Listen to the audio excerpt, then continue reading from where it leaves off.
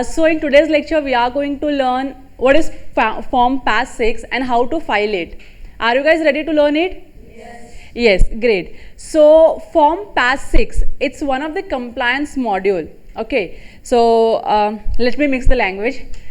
Compliance module है. Compliance module का एक बहुत ही इंपॉर्टेंट पार्ट है फॉर्म PAS 6 का. What is form PAS 6? ये बहुत लोगों को नहीं पता है.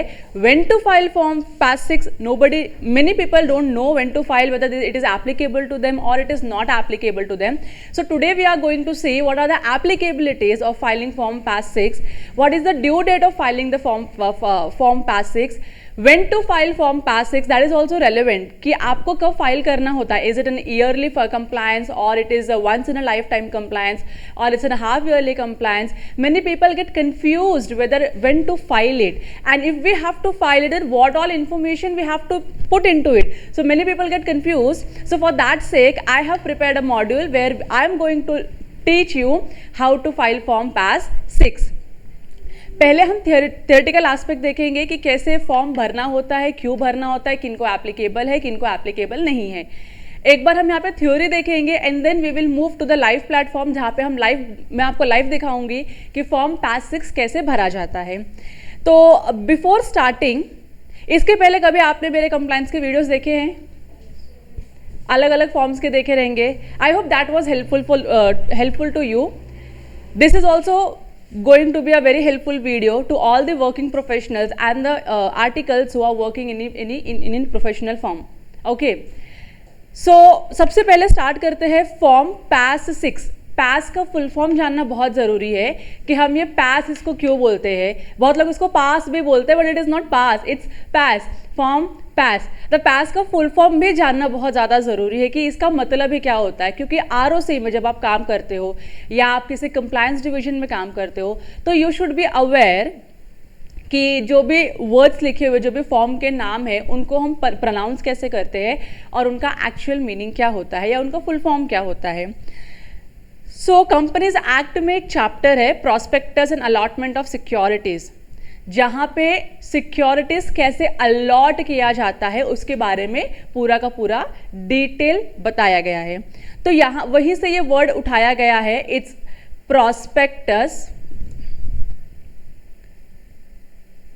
Prospectus and allotment of securities. तो जब भी कोई भी कंपनी किसी भी सिक्योरिटी से डील करती है, अलॉटमेंट से डील करती है, रिकन्सिलिएशन से डील करती है, तो उसको हम chapter prospectus and allotment of securities and उसके रेलेवेंस में जो रूल्स बना है उसके थ्रू ही डील करते हैं. मतलब दैट इज द वे जहाँ पे लिखा गया है कि क्या करना है और कैसे करना है. इसके लिए शेयर्स के रिगार्डिंग में जो भी हम चीज़ें करते हैं, जो भी हम फॉर्म फाइलिंग करते हैं, जो भी हम प्रोसेस फॉलो करते हैं, everything has been given in the prospectus and the allotment of securities chapter and the rules made thereunder. So उसी के साथ साथ हमको ये चैप्टर, अगर you being a professional student working in a professional firm, आप लोगों को वो चैप्टर्स पता होना चाहिए. एक बार गो थ्रू कर लो, ग्लांस ले लो, किसी का वीडियो देख लो यूट्यूब पे कि वो चैप्टर्स में एग्जैक्टली क्या लिखा हुआ है. So it will be helpful for you to understand. So हम PAS 6 क्यों भरते हैं? PAS की ना अलग अलग सीरीज है. It starts with the form PAS 1, 2, 3, 4, 5 and then comes 6. तो 6 में आज आपको बता रही हूँ 1, 2, 3, 4, 5 will discuss in some other lecture. 6 का रेलेवेंस क्या है? PAS 6 का रेलेवेंस क्या है? लॉ बोलता है जितनी भी अनलिस्टेड पब्लिक कंपनीज हैं उनके लिए एक मैंडेटरी रेगुलेशन है जो फॉलो करना पड़ेगा, जहाँ पे उनको उनके शेयर्स का रिकन्सिलिएशन करना होगा. जैसे आप लोग बैंक में आपकी जो फिनेंशियल स्टेटमेंट होती है या टैली होती है, टैली में आप लोग बैंक रिकन्सिलिएशन करते हो. What do you mean by reconciliation with the banks? Cross verify करते हो. क्या किससे क्रॉस वेरीफाई करते हो? कि आपके टैली में जो बैंक बैलेंस दिख रहा है, जो एंट्रीज पास करी गई है, और जो बैंक स्टेटमेंट में बैलेंस दिख रहा है, जो एंट्री पास करी गई, वो मैच होनी चाहिए. बराबर ना? तो अगर 31 मार्च पे अगर आपके बैंक का बैलेंस दिख रहा है, से फॉर एग्जांपल 25 लाख, तो आपके टैली में भी उस बैंक का, उस अकाउंट का उतना ही बैलेंस दिखना चाहिए. अगर मिसमैच है then you have to reconcile it again कि कहाँ पे मिसमैच हो गया, कौन सी एंट्री नहीं पास किया या फिर ज़्यादा पास कर, डबल एंट्री पास हो गई या रॉन्ग अमाउंट एंटर हो गया. There can be a lot of errors while doing the book keeping. तो आप क्या करते हो, रिकनसाइल करते हो, फिर आपको समझ में आता हो कि यहाँ पे गलती थी, हम इसको रेक्टिफाई कर देंगे. तो आपको प्रॉब्लम समझ में आता है and then you rectify the problem. समझ में आ रहा है? तो आपने क्या किया, रिकन्सिलिएशन किया बैंक स्टेटमेंट का. कंपनी में शेयर्स होता है कि नहीं होता है? कंपनी में शेयर्स ही होता है, कंपनी में तो और कुछ है ही नहीं. तो शेयर्स का भी रिकन्सिलिएशन होना जरूरी है क्या? क्योंकि जब हम बोलते हैं अनलिस्टेड पब्लिक कंपनीज तो इसका ये मतलब है कि there are unlisted public companies जिनके शेयर्स में मिसमैच हो सकता है. शायद कंपनी बोल रही है कि हमारे पास 1 लाख शेयर्स है, लेकिन जब एक्चुअल में वो रिकनसाइल करेंगे तो शायद से उनके पास 1 लाख शेयर्स नहीं दिख रहे हैं. कम भी हो सकता है, ज़्यादा भी हो सकता है. It can create a conflict कि आप ऐसे कैसे बोल रहे हो कि आपके बुक्स में 1 लाख शेयर दिख रहा है लेकिन एक्चुअल में 1 लाख शेयर्स है ही नहीं. सो मिसमैच होता है, तो वो मिसमैच को रिकनसाइल करना बहुत ज़रूरी है. अगर मिसमैच है तो you have to rectify it कि भाई कहाँ गलती हो गई है, वो गलती देख के आप गलती को रेक्टिफाई करो. मिसमैच नहीं हुआ है तो गुड इनफ, बहुत अच्छा मेथड से आप बुक्स मेंटेन कर रहे हो, है ना. सारी चीज़ें आपके रिकॉर्डेड है, सारी चीज़ें परफेक्टली लिखी गई हैं, सबका डॉक्यूमेंट्स बना के रखा हुआ है. So not an issue. So ज़रूरी इसके लिए है हमारे अनलिस्टेड पब्लिक कंपनीज को रेगुलेट करना, क्योंकि प्राइवेट लिमिटेड कंपनीज को तो ये मैंडेटरी ही नहीं है. मैंडेटरी नहीं होने के रीज़न अलग अलग हैं. पब्लिक लिस्टेड कंपनी के शेयर्स एनीवेज डीमैट में होते हैं. वो तो जो हमारे डिपॉजिटरी पार्टिसिपेंट्स होते हैं, CDSL, NSDL, जो डिपॉजिटरीज होते हैं, उनके अकाउंट्स में लाइव उनका क्या होता है, रिकॉर्ड अपडेट होते रहता है, तो उनके लिए भी दिक्कत नहीं है. तो जो छूट गई कैटेगरी है ना इस रेगुलेशन से, शेयर्स को मैनेज करने के लिए, शेयर्स को रिकनसाइल करने के लिए, that becomes the unlisted public company. तो उनके शेयर्स, अगर आप बता रहे हो कि आपके बुक्स में एक्चुअली 1 लाख शेयर्स है, तो मार्केट में जो शेयर होल्डर्स है आपकी कंपनी के, उनके हाथ में भी 1 लाख शेयर्स ही होने चाहिए ना. तो कभी ऐसा हो सकता है ना कि कंपनी शेयर ट्रांसफर नहीं की या फिर किसी पर्सन ने शेयर ट्रांसफर किया लेकिन कंपनी को इंटीमेट नहीं किया. तो देर आर वेरियस रीजंस जहां पे शेयर्स में गैप क्रिएट हो सकता है एक्चुअल वर्सेस बुक्स में. तो कंपनीज की रिस्पॉन्सिबिलिटी है कि हर 6 महीने में आप क्या करिए, अपने शेयर्स को रिकनसाइल करिए. 6 महीना is a very big period जहाँ पे कुछ भी हो सकता है. तो उस रिकनसिलिएशन को आपको करना भी है, और वो रिकनसिलिएशन जो आपने किया है वो आपको इंटीमेट भी करना है ROC को कि this is the number of shares which we have. इसके लिए फॉर्म पास 6 फाइल किया जाता है. सो फॉर्म पास 6 जो है, इसका जो नाम है that is half yearly reconciliation of share capital audit report. मतलब आपके शेयर कैपिटल का ऑडिट होता है. अब तक आप लोगों ने बहुत सारे ऑडिट सुने हैं. स्टॉक ऑडिट हुआ, फाइनेंशियल स्टेटमेंट का ऑडिट हुआ, और क्या ऑडिट हुआ, इंटरनल ऑडिट हुआ, स्टैट्यूटरी ऑडिट हुआ, बहुत सारे ऑडिट आप करते हो. This is an audit which is exclusively has to be done for the share capital. तो आप शेयर कैपिटल का ऑडिट करते हो कि आपके बुक्स में इतना है तो एक्चुअल में भी इतना होना चाहिए. वेरिएंस है, डिफरेंस है, तो क्यों डिफरेंस है वो भी आप बताइए. शायद से ऐसा हो सकता है कि आपने शेयर्स के लिए आपने शेयर्स इशू किया लेकिन अभी तक अलॉटमेंट नहीं हुआ, इसके लिए वेरिएंस क्रिएटेड है. There can be any reasons. तो आपको रीजन पता होना चाहिए. वेरिएंस है उसका प्रॉब्लम नहीं है लॉ को, आपको पता होना चाहिए कि वेरिएंस है वहां पे, और आपको उसको रेक्टिफाई भी करना है और आपको इंटीमेट भी करना है कि इस रीजन की वजह से मेरे शेयर कैपिटल में इतना चेंज है या इतना वेरिएंस है. समझ में आ रहा है? हाँ. तो इसके लिए फॉर्म पास 6 फाइल करना होता है. So form PAS 6 is a half yearly reconciliation of share capital audit report. It needs to be submitted by the unlisted public companies to the registrar of companies. मैंने आपको बोलते बोलते बोला है private companies को नहीं एप्लीकेबल है, क्योंकि उनको हम प्राइवेट कंपनीज को बहुत सारे एग्जम्पशन देके रखते हैं. उनके ऊपर बहुत ज़्यादा कंप्लायंस का बर्डन नहीं क्रिएट करना चाहती है लॉ, इसके लिए प्राइवेट कंपनीज को एग्जम्पशंस हैं. मैंने बताया पब्लिक जो लिस्टेड कंपनीज है, are you guys aware of the listed companies? पता है ना क्या होता है? राम सर ने लेक्चर लिया है ना आपका लिस्टेड कंपनीज का. हाँ, तो लिस्टेड कंपनी में क्या होता है, लिस्टेड कंपनी के शेयर्स ऑलरेडी डिपॉजिटरीज के पास होते हैं, तो they do all the very good of recording of the shares, तो उसमें दिक्कत ही नहीं है हमको। तो दिक्कत कहाँ पे आती है, वही जो पब्लिक कंपनी है और अनलिस्टेड है, जिनके शेयर्स अभी भी मार्केट में ट्रेड नहीं होते हैं, उनके लिए प्रॉब्लम है। तो उनका शेयर्स का रिकंसाइल करना, उनके शेयर कैपिटल का ऑडिट होना ज़रूरी है। ये समझ में आ रहा है आपको? इसके लिए फॉर्म पास 6 है। द मेन ऑब्जेक्टिव, इसका ऑब्जेक्टिव क्या है देखो, is to report the details and the changes in the share capital of the companies on a half yearly basis. तो आपके जो करंट एग्जिस्टिंग शेयर कैपिटल है, आप उसका डिटेल्स रिपोर्ट करोगे। उसी के साथ साथ अगर आपके शेयर कैपिटल में चेंजेस हुआ, जैसे कंपनी ने राइट इशू लेकर आई, कंपनी ESOP लेकर आई, कंपनी प्राइवेट प्लेसमेंट लेकर आई, तो से फॉर एग्जांपल 1 अप्रैल 2024 पे कंपनी का जो शेयर कैपिटल था वो था ₹10 लाख का। कंपनी ने जून मंथ में फर्दर अलॉटमेंट किया, मतलब और मेंबर से पैसे लिए, मेंबर को शेयर्स दिया, मेंबर को ओनर बनाया। तो कंपनी ने जून मंथ में फर्स्ट ऑफ जून 2024 में कंपनी ने फर्दर 2 लाख रुपीस का अलॉटमेंट लेकर आई, नया शेयर दे रही है मार्केट में, मेंबर्स बना रही है अपने कंपनी। तो अभी यहाँ पे मुझे बताओ, अब जून के बाद हमारा टोटल शेयर कैपिटल कितने का हो गया? पहले 10 लाख का था, 2 लाख अभी और ऐड किया, तो कितना होंगे टोटल में? भी 12 लाख हो गया ना।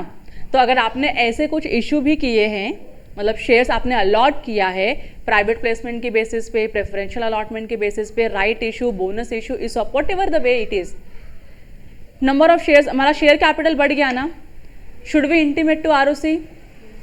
हम इंटीमेट करने के लिए अलग अलग फॉर्म्स भरते हैं ROC को, लेकिन क्योंकि मैं अगर पब्लिक लिमिटेड कंपनी हूँ तो I have to give the reconciliation also ना, कि हाँ देखो सुनो ROC, मेरा ओपनिंग में कितना कैपिटल था? 10 लाख रुपया था, मैंने जून मंथ में क्या किया? फ्रेश अलॉटमेंट किया 2 लाख रुपए का। इसके लिए अभी की तारीख पे जब ये फाइलिंग में करूंगी तो उस डेट पे मेरे जो शेयर कैपिटल है वो कितनी है? टोटल 12 लाख से। समझ में आ रहा है? ये 2 लाख का जो शेयर कैपिटल बढ़ाया मैंने, इसका भी कंप्लायंस कर दिया है। सो ROC को प्रॉब्लम है क्या फिर? नहीं, ROC इज हैप्पी। ROC क्यों हैप्पी है? क्योंकि आपने सारे कंप्लायंस कर दिए हैं। सो ROC is happy with you. Is it clear? Companies Act requires every unlisted public company governed by the rules shall submit this form to the registrar within 60 days from the conclusion of each half year, duly certified by company secretary in practice or chartered accountant in practice. So जो reconciliation का form होता है, majorly this reconciliation of share capital is done by the company secretary in practice. समझ रहे हैं आपको?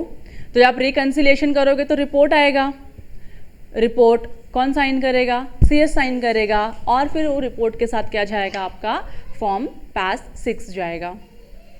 ये कब कब जाना है? तो अभी यहाँ पे मैं बोलते बोलते बोला हमने विद इन 60 डेज। देखो यहाँ पे मंथ की बात नहीं चलती है। जब भी हम ROC में फाइलिंग करते हैं किसी भी फॉर्म की, मैक्सिमम टाइम जो हमारा फॉर्म फाइलिंग होता है वो डेज में होता है। Within 14 days, within 30 days, within 60 days, within 180 days. These are the different time lines to file particular forms. तो 60 डेज बोला, कहाँ से 60 डेज में काउंटिंग में लूँ? हाफ ईयरली बोला ना, तो मेरा फाइनेंशियल ईयर क्या होता है? अप्रैल टू, मेरा फाइनेंशियल ईयर अप्रैल टू मार्च है। अब हाफ फाइनेंशियल मुझे करना होगा तो क्या होगा?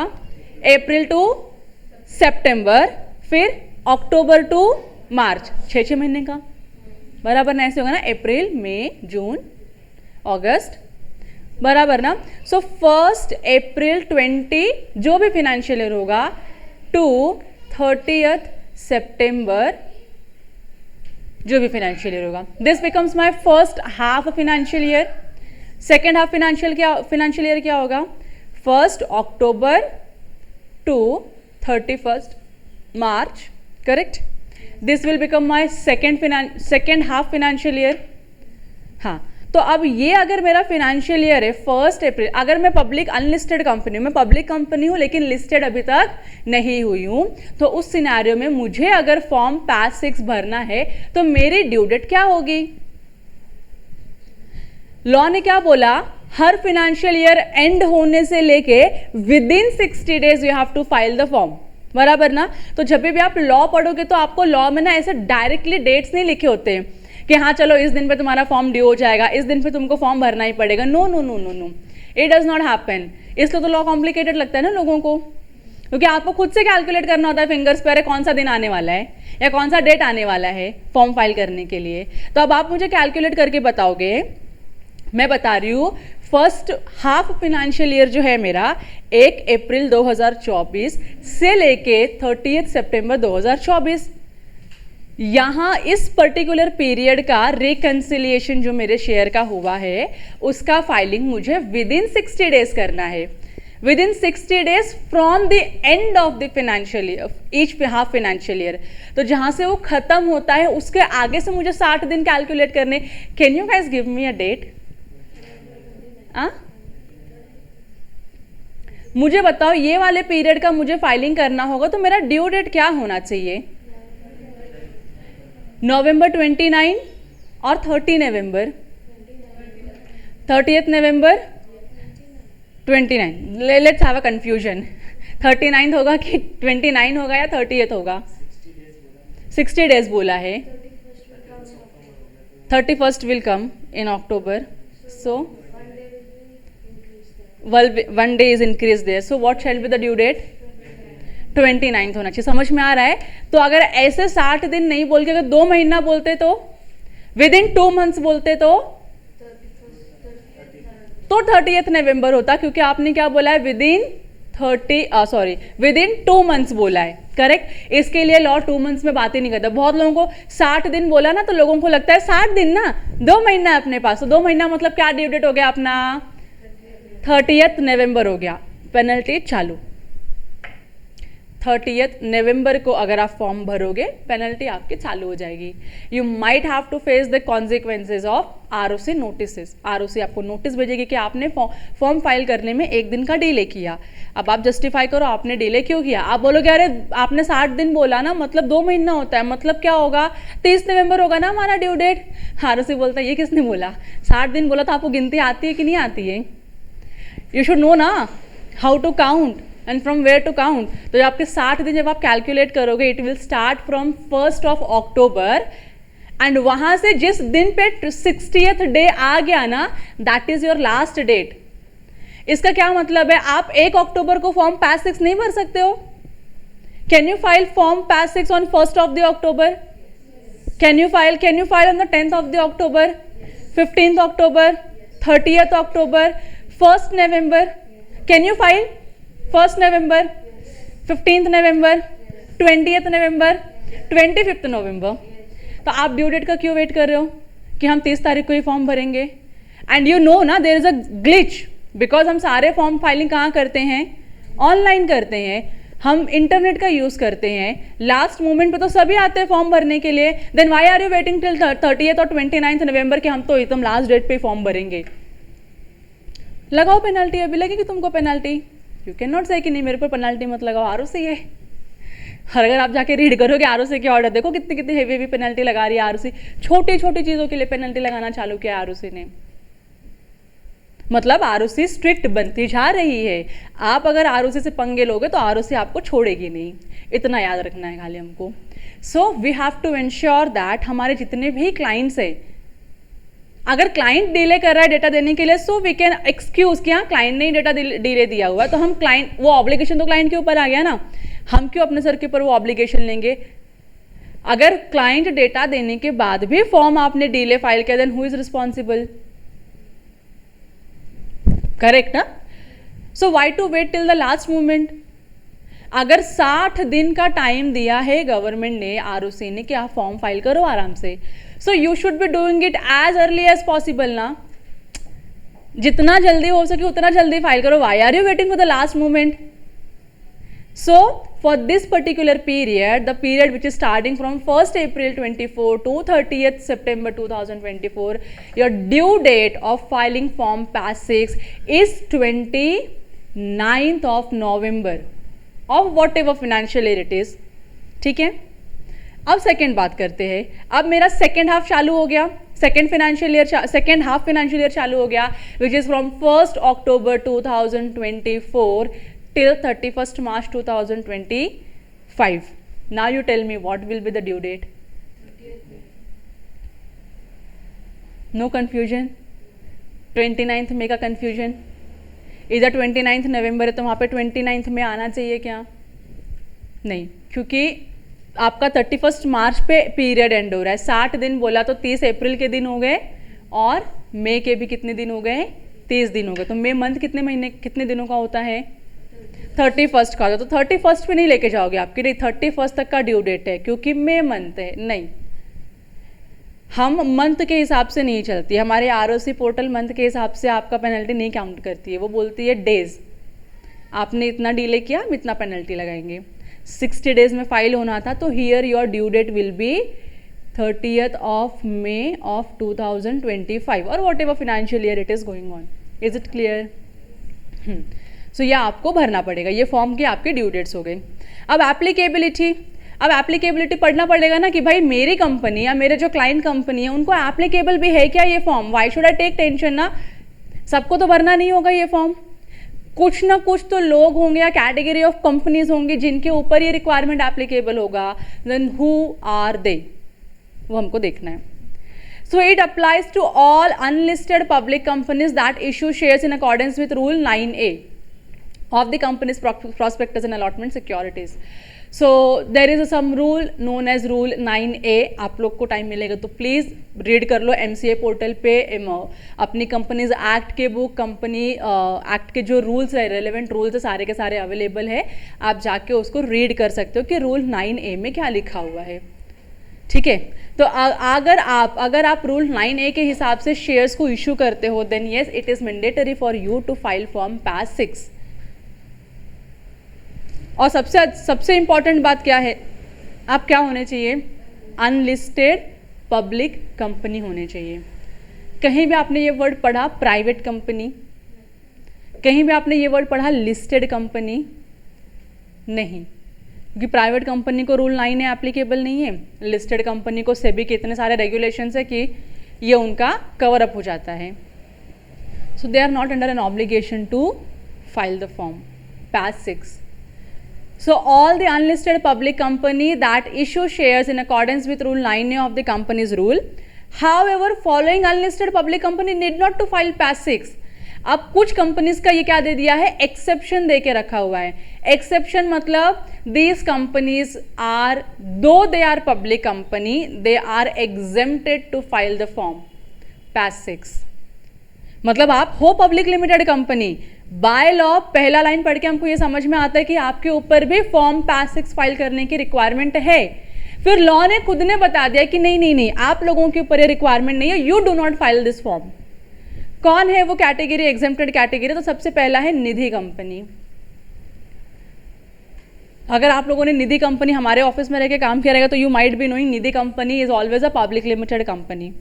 अब जब निधि कंपनी होती है तो निधि कंपनी हर दिन ऑलमोस्ट शेयर इशू करती है. Every day on a daily basis they issue shares. तो उनका रिकंसिलिएशन करना विल बी वेरी हैक्टिक. और उसी के साथ साथ उनको शेयर्स को डीमैट में कन्वर्ट करने का भी ऑब्लिगेशन नहीं है. So they are exempted. कि आप हो पब्लिक कंपनी नो डाउट, लेकिन हम आपको छूट दे के रख रहे हैं कि आप फॉर्म पास 6 फाइल मत करो, क्योंकि आपके शेयर्स का रिकंसिलिएशन करना, उसको फाइल करना, उसका डेटा गैदर करना, it will be a very hectic job. और दूसरा, निधि कंपनीज को डीमैट के प्रोविजंस एप्लीकेबल नहीं हैं. तो ये वाले जो रूल्स हम पढ़ रहे हैं पास 6 फाइल करने के, ये बेसिकली उनके लिए हैं जिनके शेयर्स को कंपलसरी डीमैट में कन्वर्ट करना है, उनको ही ये एप्लीकेबल है. सो निधि कंपनीज को एग्जेम्प्ट कर दिया. Then comes the government company. Do you guys know who is government company? हाँ, गवर्नमेंट कंपनी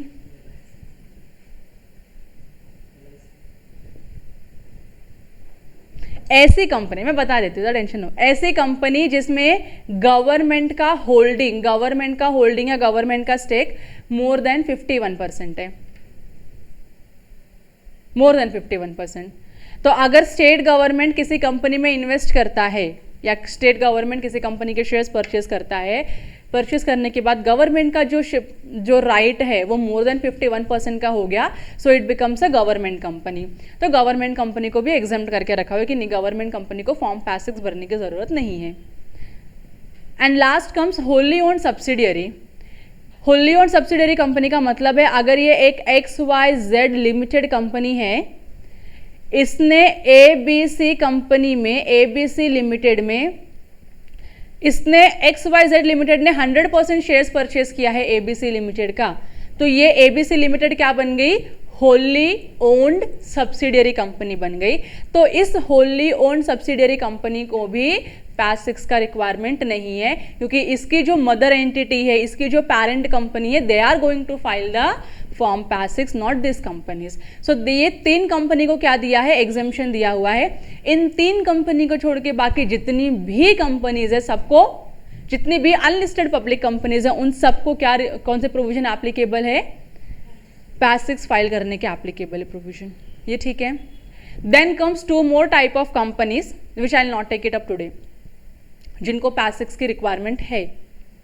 ठीक है, हेलो, फार्मा प्रोड्यूसर कंपनी के बारे में सुना है?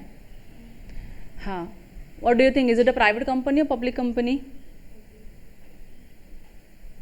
Pharma producer company is a company in which the members of the company are farmers and they are involved into agricultural activities or producer activity. They are known as farmer producer company.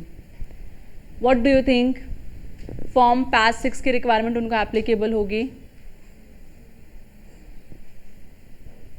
One more company, Section 8 company is there. Section 8 company is there. Section 8 company, farmer producer company can be private company, can be public limited company. That's an absolute liberty has been given to the share holder and director कि आपको private company रहना है या public company रहना है। What do you think, section 8 company को ये वाले प्रोविजन, पास 6 वाले प्रोविजन एप्लीकेबल होंगे? Are they excluded here? नहीं, एक्सक्लूड नहीं किया है। तो अगर आपकी सेक्शन 8 कंपनी या आपकी फार्मा प्रोड्यूसर कंपनी को रूल 9A एप्लीकेबल होता है, if to your farmer producer company or to your section 8 company rule 9A is applicable, then definitely they have to go for filing of pass 6. नहीं applicable है rule 9A तो you are free, you don't have to file anything. समझ में आ गया आप लोगों को? चलो, तो ये ड्यू डेट लिखा हुआ है फॉर्म पास 6 का, जो हमने ऑलरेडी डिस्कस कर लिया, कौन से पीरियड के लिए कौन सा ड्यू डेट है। अब यहाँ पे फी लिखी हुई है कि पास 6 फाइल करने की फी देखो बहुत ही नॉर्मल है। अगर आपका nominal share capital, when I say normal share capital, you have to compare it with the authorised share capital. अगर आपका authorise share capital less than 1 lakh rupees का है तो fees will be only 200 rupees. अगर up to 5 lakh rupees है, sorry up to 4,99,999 rupees का share capital है, then it will be 300, accordingly it will increase. तो मैक्सिमम फीस कितनी है? 600 ना। अगर आपका ऑथराइज शेयर कैपिटल 1 करोड़ या उससे ज्यादा होता है, देन यू हैव टू पे 600 रुपीज का fee to the ROC, that's all. छोटा फीस है। हाँ, लेकिन अगर आप डिले करते हो तो मैंने बोला आप डिले भी कर सकते हो ना। आपको लगेगा 30th ड्यू डेट है, और आपने 30th को फॉर्म फाइल किया, देन कितना दिन से आपने डिले किया उसके बेसिस पे ना आपका लेट फी एप्लीकेबल होगा। Late fees, it's not penalty. Penalty तब आएगी जब ROC नोटिस देके आपके ऊपर पेनल्टी क्या करेगी, अप्लाई करेगी। लेट फीस है। लेट फीस मतलब क्योंकि आपने इतना डिले किया ना फॉर्म फाइल करने के लिए, तो वो डिले का फीस आपको भरना पड़ेगा। तो अगर आपने 1 महीना 30 दिन का डिले किया तो 2 टाइम्स, तो अगर आपका फीस 600 है तो 2 टाइम्स कितना हो जाएगा, 1200 will be your late fees plus 600 आपका ओरिजिनल फीस, तो टोटल कितना हो गया, 1800। समझ रहे हैं आप लोगों को? तो ओरिजिनल फीस तो जो है वो आपको देनी ही पड़ेगी, प्लस ये जो एडिशनल फीस है ये ऐड होते रहेगा। तो मैक्सिमम अगर आपने मोर देन 180 डेज का डिले किया तो 180 डेज मतलब अप्रॉक्सीमेटली 6 मंथ होता है। If you delay filing of form PAS 6 by more than 180 days, तो आपका लेट फीस कितना हो जाएगा पता है, only 12 times. So 600 multiply by 12 कितना आएगा, 7200 I think it will come. 7,200 plus 600, total कितना? दैट्स ऑल ना, गुड ना. लेट फी इतना ही आएगा, इसके ऊपर आपको लेट फी नहीं आएगा. And then there are certain forms of ROC, AOC 4 and MGT 7. Don't file, delay it more than 180 days, more than 365 days, more than 500 days. जितना डिले कर सकते हो यू डिले. ROC की पेनल्टी कितनी है बताओ मुझे for late filing of form AOC 4 and MGT 7? 100 rupees per day. तो सोचो अगर आप 500 डेज का डिले करोगे ना, 500 डेज मल्टीप्लाई बाय 100 कितना हो गया? 50,000 you are going to pay as a late fee. This is the beauty of ROC forms. ये एनुअल फॉर्म से. And there is one more form, आप लोगों ने उसका वीडियो देखा रहेगा, DIR 3 KYC, जहाँ पे हम डायरेक्टर्स की KYC करते हैं. फर्स्ट टाइम करना है तो छोटा सा फॉर्म होता है, भर दो, हो गया. सेकंड टाइम में तो वेब KYC करो, ज़्यादा मेहनत ही नहीं, खाली OTP ऐड करनी है तुमको उसमें, बराबर ना. You delay the filing by 1 day and see the consequences. मज़ा आ जाएगा. फिर आप 1 day का डिले करो, 1 month का डिले करो, 1 year का डिले करो, 5 year का डिले करो, doesn't matter to ROC. Your standard penalty is of late fee is 5,000 rupees. तो लगे एक दिन का डिले किया 100 रुपया लेगा, तो समझ में आता है कि एक दिन का डिले किया 100 रुपया, एक दिन का डिले किया 5,000 rupees we have to pay to ROC. And there are many directors who are paying it. सोचो ROC के पास कितने पैसे आ रहे हैं, दे आर अर्निंग ह्यूज, है ना. ऐसे लोग अगर पेनल्टी देना चालू करेंगे तो हमारी गवर्नमेंट कभी गरीब नहीं रहेगी. उनके पास पैसे ही पैसे आएंगे, फिर बहुत अच्छा डेवलपमेंट करेंगे वो लोग, फिर रोड भी बनाएंगे, स्कूल भी बनाएंगे, हॉस्पिटल भी बनाएंगे, सब करेंगे. You start paying penalty, let the government be rich. So whenever you are doing ROC compliance, or you are in a compliance division, or you are in a compliance team, or you are in a CS firm, it's at most important that you follow the deadlines. एक दिन से deadline अगर आपने गायब किया, so the consequences will be huge, and the company directors and the promoters are going to pay for it, and sometimes professionals are also going to pay for it. So we have to be very very very careful for these things. ठीक है. तो due date आपको अच्छे से याद रखनी है, इसके लिए अपने पास ड्यू डेट कैलेंडर होना चाहिए, जिसमें आपको पता होना चाहिए कि इस दिन पे क्या डेट, क्या फॉर्म हमको भरना पड़ेगा, नहीं भरा तो पेनल्टीज कितनी होने वाली है, वो सारी चीज़ें आपको पता होनी चाहिए. अब अगर आपको फॉर्म PAS 6 भरना है तो there has to be certain requirements. Okay, these things you should be having to file the form PAS 6. सबसे पहला क्या लिखा है? ISIN for each type of security. Do you know what is security? There is a law, SCRA law, जिसके अंदर security को define किया गया है बहुत ही डिटेल में, बहुत डिटेल में. Bond, debenture, preference share, equity share, everything has been included in the term security. अपने को अभी दो चीज़ें समझ में आती है, एक इक्विटी शेयर, एक प्रेफरेंस शेयर. इतना कम से कम समझ में आता है. Let me talk equity share and preference share. ठीक है. अब जब मैं इक्विटी शेयर बोलती हूँ या प्रेफरेंस शेयर बोलती हूँ तो if you guys have observed, अपने हमारे पास जितने भी क्लाइंट है, everybody is having equity shares only, they are not diversed into preference shares. ठीक है. तो अपनी जिम्मेदारी और इजी हो गई. सो अगर आप ऐसी एंटिटी हो जिसके ऊपर रूल 9A एप्लीकेबल है, आप ऐसी कंपनी हो जिसके ऊपर रूल 9A एप्लीकेबल है, तो it is compulsory for you to obtain ISIN number from depositories. India में 2 डिपॉजिटरीज है, एक CDSL है, एक NSDL है. इन दोनों में से किसी भी डिपॉजिटरीज को आप चूज कर सकते हो through any of the DP, and you have to obtain ISIN number. International securities identification number is the full form for ISIN. सो अगर आपको PAS 6 भरना है without this ISIN number, you can not fill the form. समझ में आ रहा है आप लोगों को? ये ISIN कब मिलेगा आपको? जब there is an obligation on the company to have the shares of the shareholder or member in the demat form. तो जब शेयर होल्डर्स के ऊपर ये ऑब्लिगेशन है कि उनके शेयर्स को उन्हें कन्वर्ट करवाना है डीमैट में, उनके शेयर्स डीमैट में ही होने चाहिए, डीमैट अकाउंट में. सबको पता ना डीमैट अकाउंट क्या होता है? उनके शेयर्स डीमैट अकाउंट में ही होने चाहिए. अब शेयर्स उनके डीमैट अकाउंट में होंगे तो इसका ये मतलब है कंपनी का ISIN नंबर है. कंपनी का ISIN नंबर अपने को डिपॉजिटरीज देता है, the company has to make an application for ISIN number and the depository will give the ISIN number to the company. आपकी हर एक टाइप की सिक्योरिटी के लिए अलग अलग ISIN नंबर आता है। तो अगर हमारी इलीट गुरुकुल कंपनी है, से फॉर एग्जांपल इलीट गुरुकुल में 2 टाइप के शेयर है, एक इक्विटी है और एक प्रेफरेंस है, तो इलीट गुरुकुल लिमिटेड को 2 ISIN लेना पड़ेगा, एक इक्विटी शेयर के लिए लेना पड़ेगा और एक प्रेफरेंस शेयर के लिए लेना पड़ेगा। उसमें अगर उनके इक्विटी में फर्दर बाइफर्केशन है ना, equity with different right, equity with different right, तो उनको हर एक ये वाली इक्विटी के लिए भी, ये वाली इक्विटी के लिए भी अलग से ISIN लेना पड़ेगा। समझ में आ रहा है? तो जितने टाइप की सिक्योरिटीज है आपके ऑर्गेनाइजेशन में, आपकी कंपनी में, हर टाइप की सिक्योरिटी के लिए आपको क्या लेना है? ISIN नंबर लेना है। ठीक है, सो ISIN for each type of security पहला रिक्वायरमेंट है कि आपके पास ISIN होना चाहिए। दूसरा, details about the companies capital, capital में सारे टाइप के कैपिटल का डिटेल्स आ जाएगा। फिर शेयर्स आपने किसके पास, कौन सा CDSL के पास रखा है, CDSL के पास है या NSDL के पास है, कितने शेयर्स आपके डीमैट में हैं, कितने शेयर्स आपके फिजिकल फॉर्म में है, ये आपको क्या करना है? रिकंसाइल करना है। और अगर कोई डिफरेंस है कैपिटल में तो उसका रीजन आपको बताना है ROC को कि ये रीजन की वजह से डिफरेंस है। छुपाओ मत कि नहीं नहीं नहीं हमारा सब परफेक्ट है, परफेक्ट है। हाँ, ROC जब आना चालू करेगी ना कंपनी के अंदर में तो मालूम पड़ेगा। ROC एक एक पुट्टा ऐसा खोल के दिखेगी, हाँ क्या है इसके अंदर।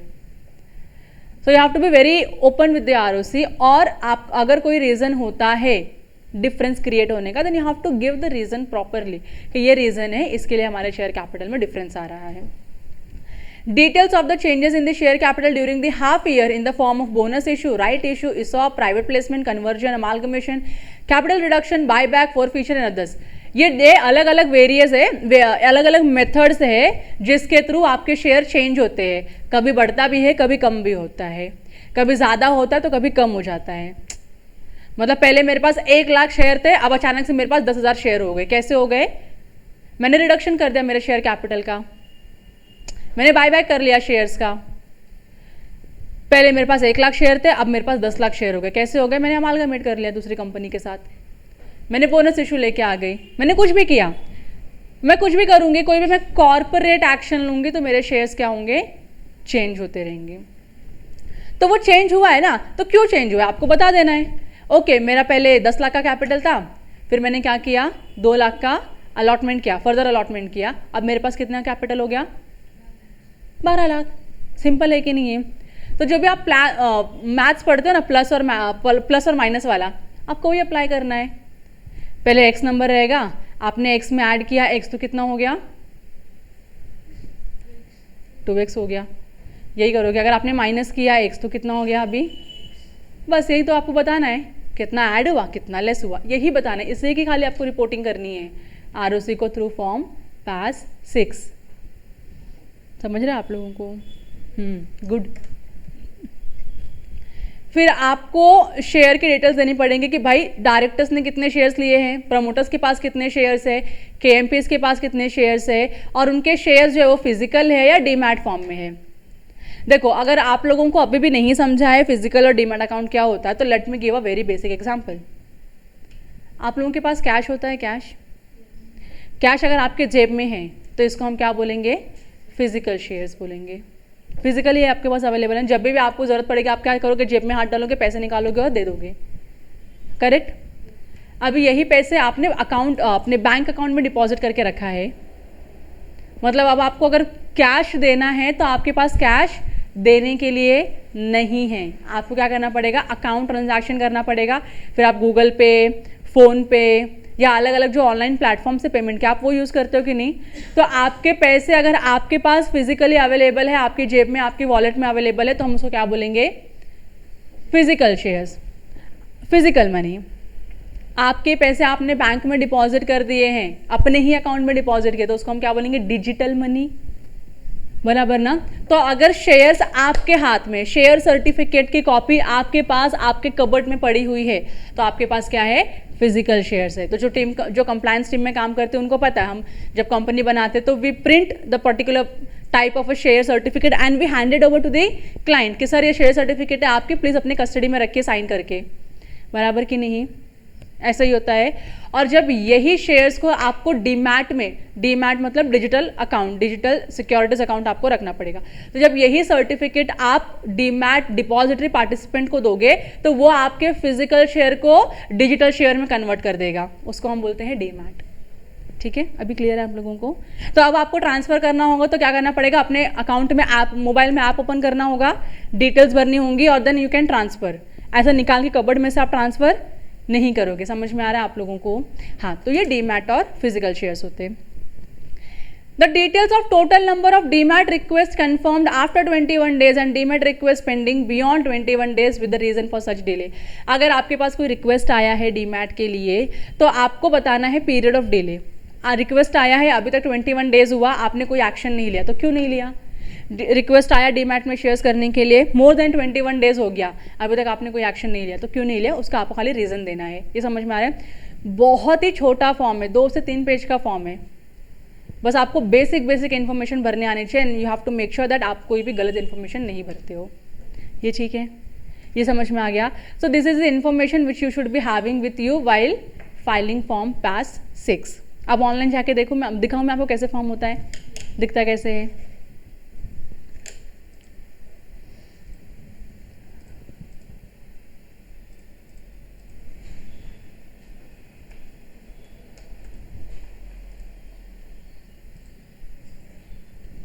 चलो पहले जाके आपको क्या करना है, पोर्टल पे लॉगिन करना है। ये लिखो मत, क्यों लिख रहे हो? ये इतना सब लिखना नहीं होता है, पोर्टल पे लॉगिन करना है, इतना तो सेंस होना चाहिए। अभी पोर्टल पे लॉगिन करेंगे तभी फॉर्म दिखेगा।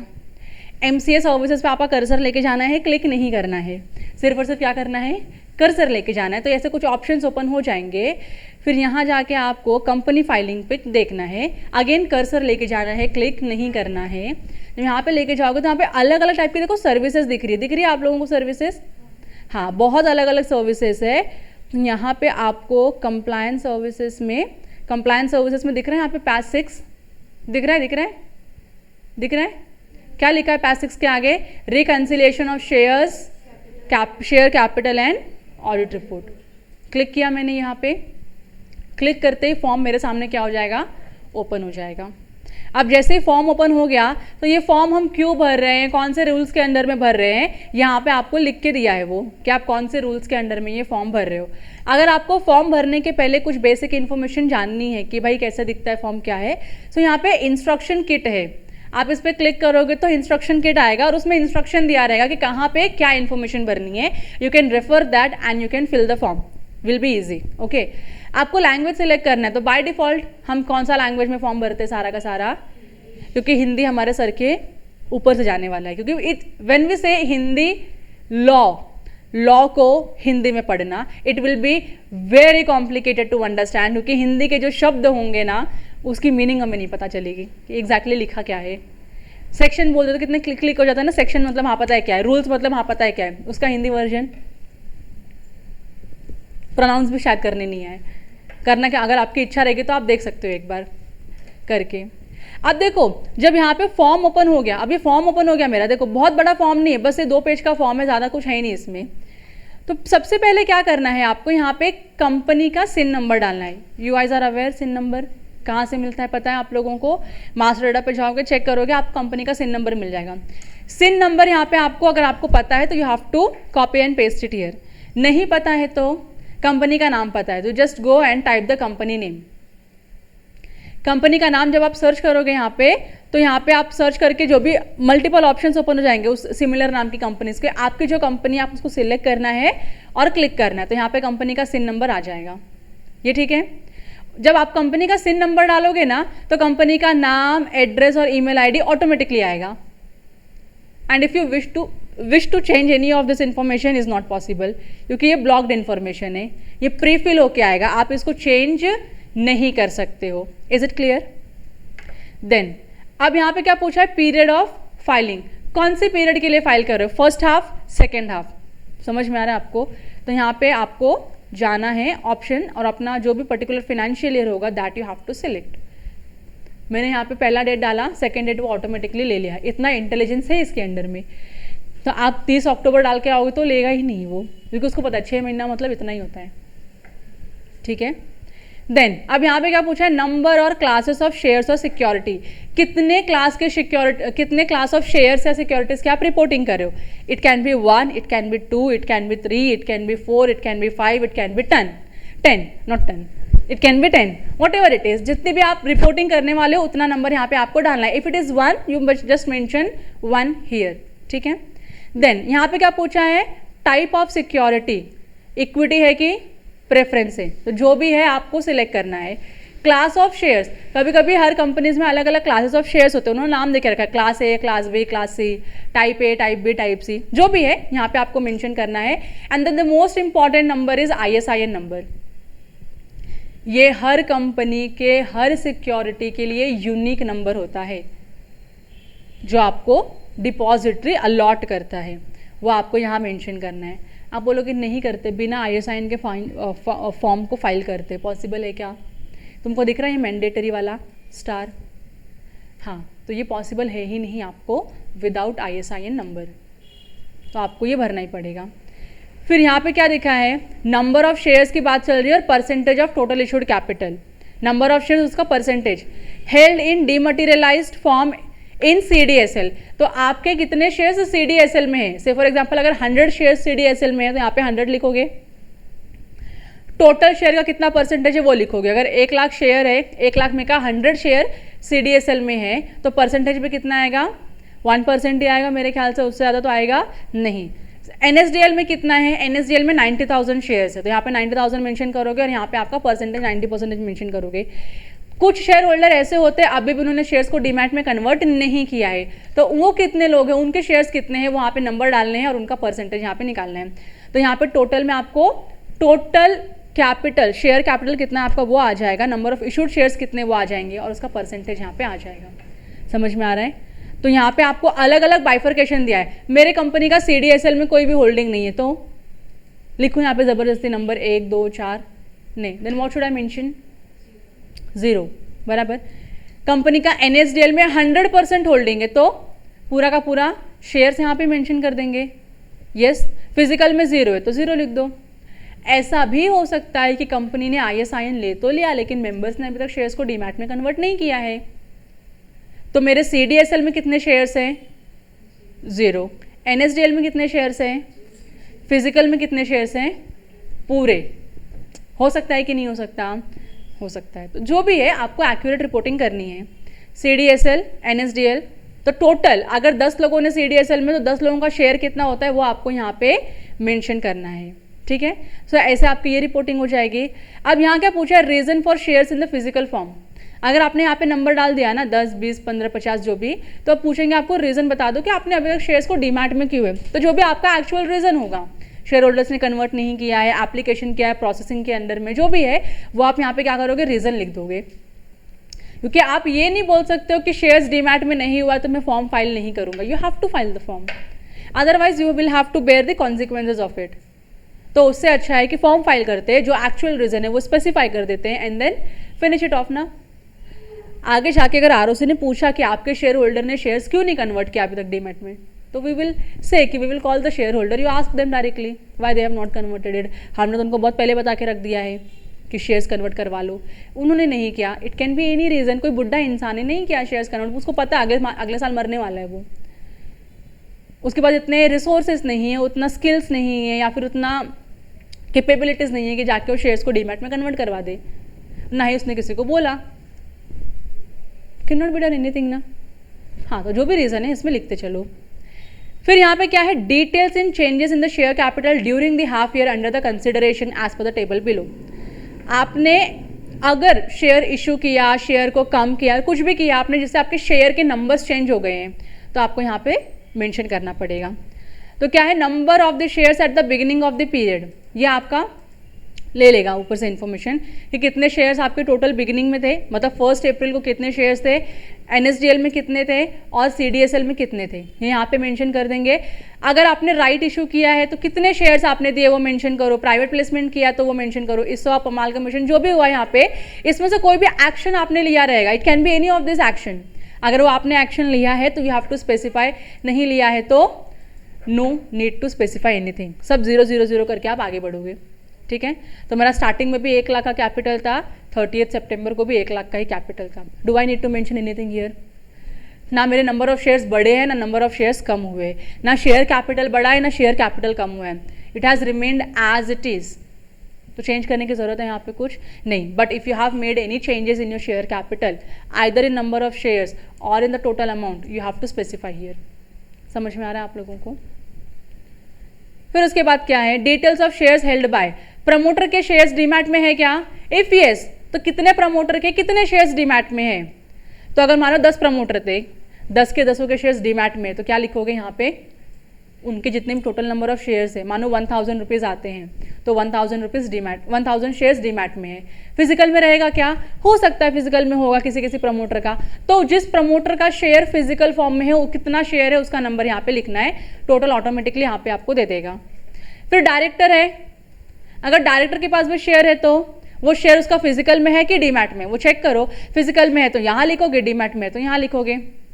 डायरेक्टर को छोड़ के जो अदर KMPs होते हैं, जो C लेवल ऑफिसर्स होते हैं, जो मैनेजर्स होते हैं, जिनके पास शेयर्स है कंपनी के, तो अगेन डीमैट में है तो यहाँ लिखोगे, फिजिकल में है तो यहाँ लिखोगे, नहीं है तो 0 करके आगे बढ़ोगे।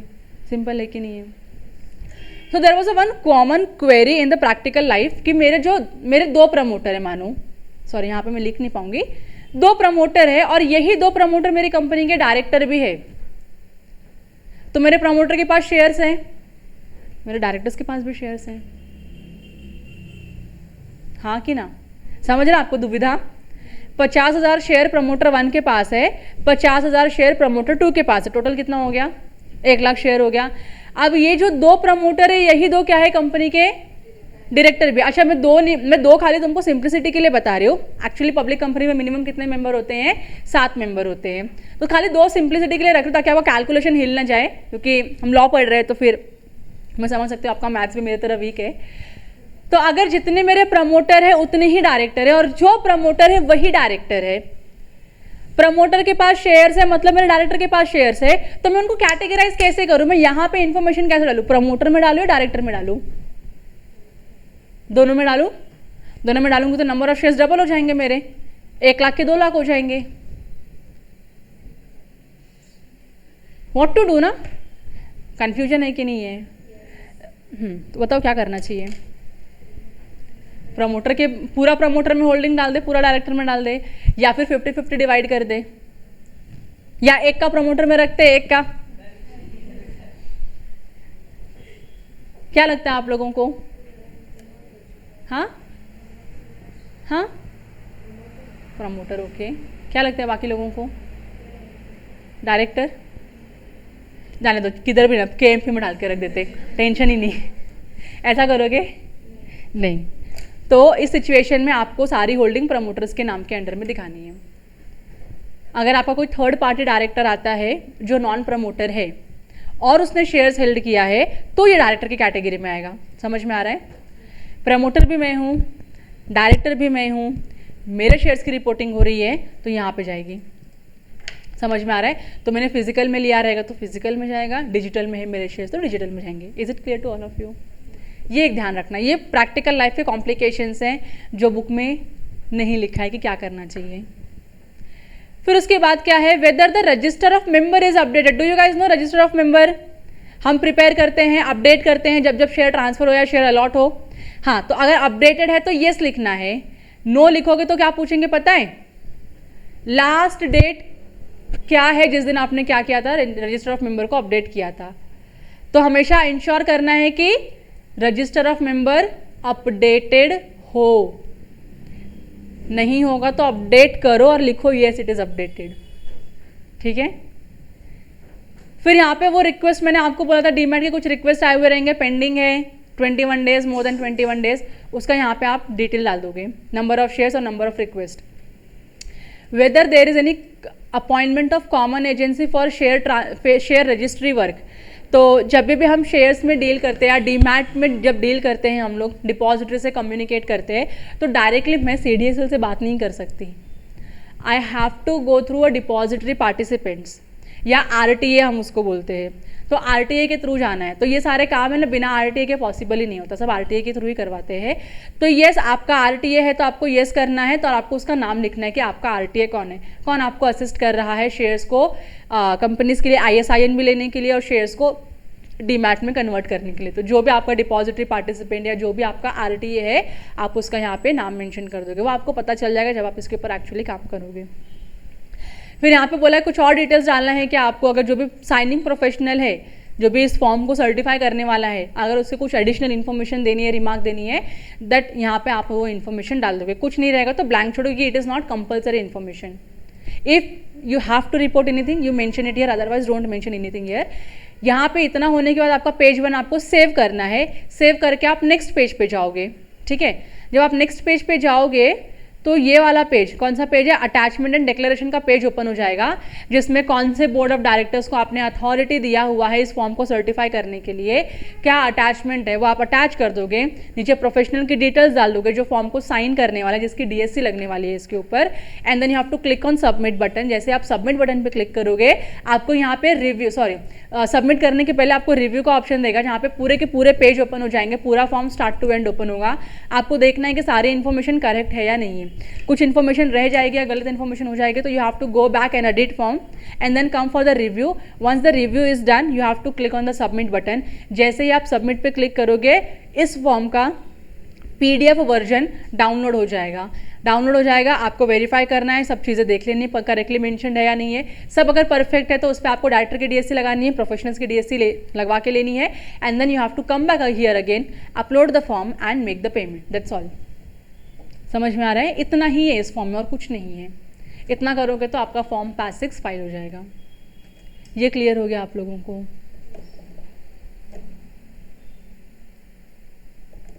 Done then. अच्छा, ये आपको हर 6 महीने में करना है, every 6 month you have to do it. नहीं करोगे तो क्या लगेगा? पेनल्टी। पहले ये वाला फॉर्म है ना वर्जन 2 में था, तुमको पता है पोर्टल चेंज हुआ है, it was version 2 and version 3। पहले वर्जन 2 था, अभी वर्जन 3 आ चुका है। वर्जन 3 पे मैक्सिमम फॉर्म्स जो है ना वेब बेस्ड फॉर्म हो चुके हैं। So earlier this form was normal form, PDF वाला फॉर्म था। फॉर्म डाउनलोड करो, इन्फॉर्मेशन भरो, स्क्रूटिनी करो, चेक फॉर्म करो, DSC लगाओ और फिर अपलोड करो, पहले ऐसा था। तो उस टाइम पे क्या होता था, I have observe and I have worked upon that, कि कंपनी का ISIN मैंडेटरी नहीं था, मैंडेटरी नहीं था, या फिर उसके उस टाइम तक आपको एक टाइमलाइन दिया था कि इसके पहले आप ISIN ले लो, इसके बाद मत लो, या इसके बाद भी ले सकते हो, लेकिन मेक श्योर करो कि ये डेडलाइन है तो इसके पहले आप ISIN ले लो। तो पहले ISIN लेना कंपलसरी नहीं था, पहले शेयर्स को डीमैट में करना कंपलसरी नहीं था। लेटर इट हैज़ बिकम कि आपके शेयर्स पब्लिक लिमिटेड कंपनी है, अनलिस्टेड है, तो आपके शेयर्स क्या होने चाहिए? डीमैट फॉर्म में ही होने चाहिए। तो कंपनी अभी अभी इनकॉर्पोरेट हुई है, उसका शेयर डीमैट में नहीं है। डीमैट में करेंगे वो लोग शेयर्स, कब करेंगे? अगले 1-2 महीने में करेंगे। मानो उस 1-2 महीने में आपका फॉर्म ड्यू हो चुका है और आपका ऑब्लिगेशन है फॉर्म फाइल करना, तो आप फॉर्म तो फाइल करोगे विदाउट ISIN। तो पहले जो वर्जन 2 पे ये फॉर्म था, so without ISIN also the form was going on. खाली आपको वहाँ पे कोड डालना था, वो कोड आप डालोगे तो वो फॉर्म क्या हो जाता था, आपका एक्सेप्ट कर लेता था, बिकॉज लॉ ऑल्सो न्यू कि ट्रांजिशनल पीरियड है, हमने टाइम फ्रेम दिया हुआ है कि इस पीरियड से लेके इस पीरियड के बीच में आपको ISIN नंबर ऑब्टेन करके शेयर्स को डीमैट में करना है। तो वो आपके ऊपर कंपलसरी ISIN का रिक्वायरमेंट नहीं डाल सकते थे। जितना जल्दी करोगे उतना अच्छा है, जितना डिले करोगे उतना आपके लिए प्रॉब्लमेटिक बनेगा। तो एक कोड डाल के हम फॉर्म भर देते थे कि हमारे सारे शेयर्स किस में अभी तक फिजिकल फॉर्म में है, डीमैट में नहीं कन्वर्ट हुए हैं। Now that has gone. अभी आपको कोड यहाँ पे डालोगे, एक्सेप्ट ही नहीं करेगा, वो बोलेगा ISIN का ये फॉर्मेट है, इस फॉर्मेट में नंबर होगा तो ही हम क्या करेंगे, एक्सेप्ट करेंगे, वरना एक्सेप्टेबल नहीं है। So now if you have to file the form form PAS 6 you have to have ISIN number. Without ISIN number you can not file form PAS 6, it's that simple. तो अगर आपका ISIN number नहीं है, go and obtain the ISIN number and then file the form PAS 6। Shares आपके physical में रहेंगे चलेगा, लेकिन ISIN नंबर कंपलसरी होना चाहिए फॉर्म PAS 6 के लिए। Is it clear to all? Okay, चलेगा। बस आज का फिर इतना मैं वाइंड अप कर देती हूँ। अगर आपको कुछ डाउट रहेगा तो पूछ लो। लेट मी सी, अगर यहाँ पे भी कुछ रहेगा तो। ये चालू ही नहीं हुआ क्या? हाँ हुआ है, किसी ने ज्वाइन ही नहीं किया है, वो भी चलेगा। चलो, कोई डाउट है आप लोगों को इसमें?